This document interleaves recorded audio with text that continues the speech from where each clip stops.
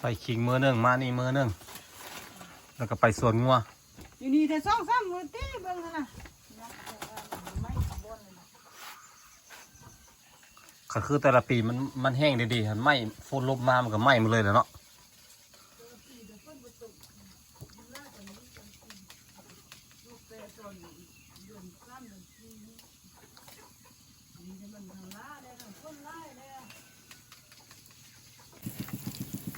เปิดมาทีก็เจอกันยามเศร้าแล้วกินข้าวแล้วก็กลับบ้านเพื่อนกินข้าวแล้วสิครับเพื่อนทอดไข่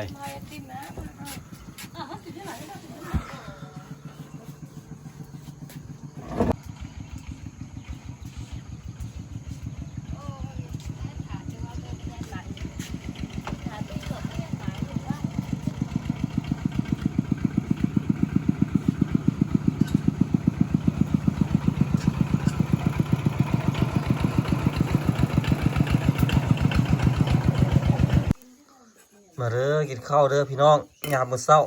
นี่ผัดกะเพราน้องมันเมื่อคืนนี้เฮ็ดแต่คืนนี้เฮ็ดไว้ยามันเสียยามันบูด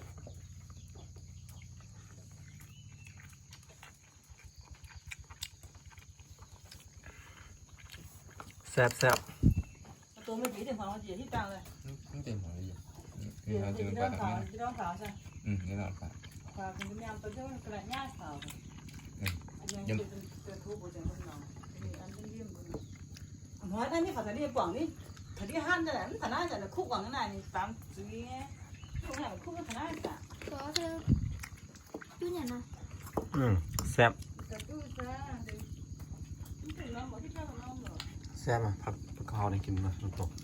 ขนาดนั้นแบบกวางอะไรมาตัดจ้างจ้าตาเนี่ยต้องตัดจ้างเนี่ยส่งแต่หน้าว่าหน้าเด็กแบบนี้เลยจังเวิร์ดรีบมากินข้าวนำกันนะตอนสมัยอายุบ้านก็มาเป็นที่พอบ้านจะนั่นสมัยไอ้อยู่บ้านไอ้ไปแต่ช่วงเทศกาลช่วงสงกรานต์ยังไปกันช่วงธรรมดาแหละผมไปแต่เก้าบ่ได้มีบุญบังไฟได้อยู่หันไหนแม่นเข้าหากันมาเริ่มเฮ็ดจัดประเพณีบุญบังไฟเพราะว่ามันมีบ่อนเที่ยวเด้มันเป็นแหล่งท่องเที่ยวเขาเลยอยากให้มันมีกิจกรรมหลายขึ้นนะในเขตนั้นนะเขาเลยมีบุญบังไฟมีบุญพระเวทบุญพระเวทเขาสิจัด3 ปีจัดเท่านึงบุญใหญ่เลยบุญพระเวทคักเลยแล้วก็บุญประจำบ้านฮะ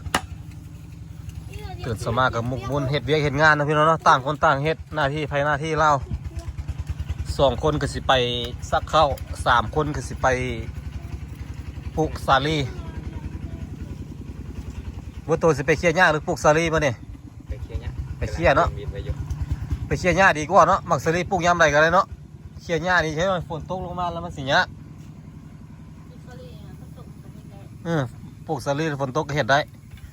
หญ้านี่พวกมันแดดมื้อวานนี้กับมื้อนี้นี่แดดเลยนี่เห็ดเอาคิดว่าแดดจังสีนี่บวกคำมันก็ตกอีดับเบิ้ลเลยแต่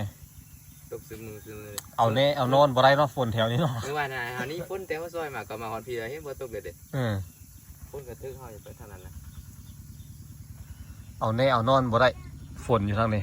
อยากบัดจากตุกกระตุกยามเดียวเลยนะเต้าไม่หนุ่มอยู่อย่างแดง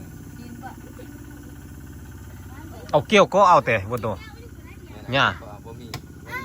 บ่มีคาดเอายาวๆรถเสียงเฮมันจังบ่เจ็บแอวมันจังบ่ต้องก้มเอาด้ามยาวๆแล้วนะ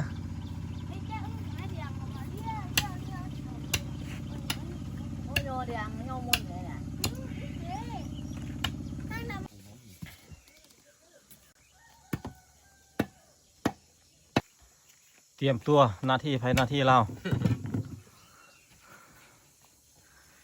เตรียมตัวไปเฮ็ดเวียกเฮ็ดงานแล้วบัดนี้พี่น้องเอ้ย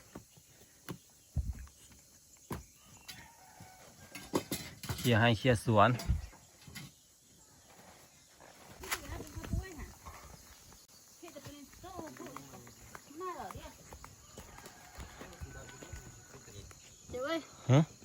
เอาไปอันนั้นน่ะไปต้มกับมันค่ากับใบอันนี้นี่โบ กับใบอันนี้นี่กับข้าวซ้ำย่างห้ามไปต้มอ่ะ ใบอะไรพวกตัว มันตัวห้าปีเดียวมันจะแง่งเดียวไป ใบมักซิดาฮะ มาไป มัน ขี่ จะ น ได้ อ ว่าน ให้ ตัวไปตัดให้ เออ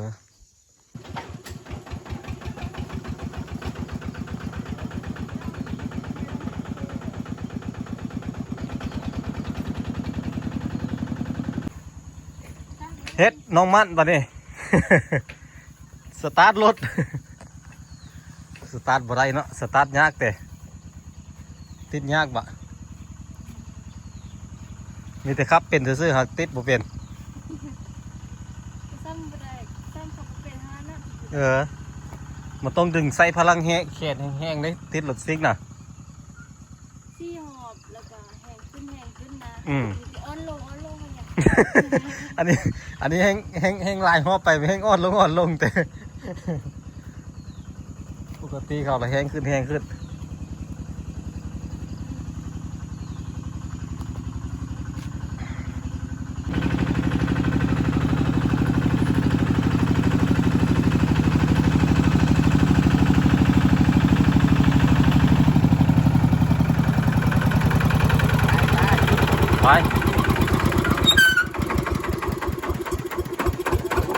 ขึ้นรถ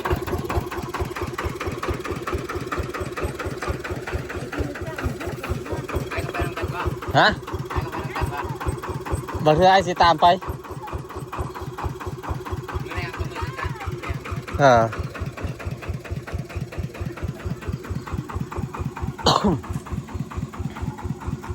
เห็ดเวียกเห็ดงานเนาะตื่นเช้ามาขับมาแรงมา ออกจากเฮือนแรงมากับกลับบ้าน